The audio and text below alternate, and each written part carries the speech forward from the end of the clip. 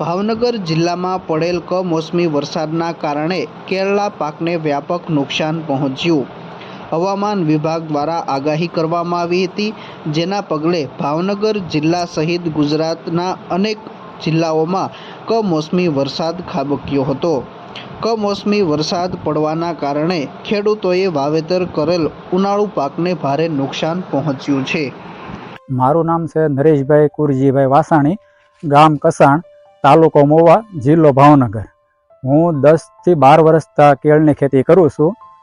તો આ વર્ષે ભાવતાલી સારા હતા અને કેળનો ફાલી સારો એવો આવ્યો હતો, પણ કમોસમી વરસાદ ને પવનથી આ 4-5 દિવસથી આ બધું પડી ગયું છે. હજી વરસાદની સંભાવના છે, હજી કેટલું નુકસાન આવે એ કંઈ નક્કી નથી અને નુકસાન પણ ઘણું આવ્યું. તો અમારી માંગ છે કંઈ સરકાર પાસે કે આનું કંઈ સર્વે કરી અને અમને કંઈક વળતર આપે, તો બને ત્યાં સુધી જલ્દી આનું વળતર આપે અને સર્વે કરાવે, આવી માંગ અમારે ખેડૂતોની છે.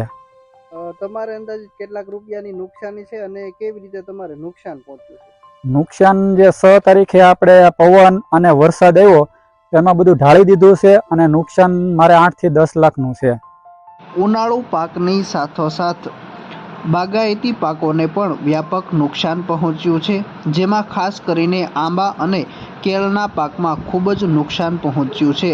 હાલ કેળાનો પાક તૈયાર થવાનો સમય હોય અને તે સમય દરમિયાન કમોસમી વરસાદ આવવાના કારણે મોઢામાં આવેલો કોળિયો ખેડૂતનો જતો રહ્યો છે તેવી પરિસ્થિતિ સર્જાય છે. સતત 3 થી 4 દિવસ સુધી છૂટો છવાયો તો ક્યાંક ધોધમાર વરસાદ ખાબક્યો હતો અને હજુ પણ વરસાદ આવવાની સંભાવના રહેલી છે, જેથી ખેડૂતોને વ્યાપક નુકસાન પહોંચ્યું છે. ભાવનગર જિલ્લાના અનેક ખેડૂતો બાગાયતી પાકમાં કેળનું વાવેતર કરતા હોય છે, જેમાં મહુવા, ભાવનગર, તળાજા, જેસર સહિતના તાલુકામાં ખેડૂતોએ વાવેતર કરેલ કેળનો પાક તૈયાર થઈ ગયો હતો, પરંતુ કમોસમી વરસાદ પડવાના કારણે પાકને ભારે નુકસાન પહોંચ્યું છે.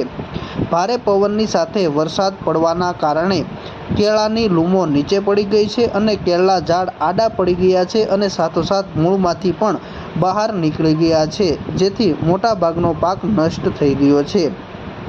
આ અંગે મહુવા તાલુકાના કસાણ ગામે કેળની ખેતી કરતા ખેડૂત નરેશભાઈ જણાવ્યું કે, હું છેલ્લા 10 થી 12 વર્ષથી કેળની ખેતી કરું છું, પરંતુ આ વર્ષે ઉનાળામાં કમોસમી વરસાદ ખાબક્યો છે અને જેના કારણે ભારે નુકસાન પહોંચ્યું છે.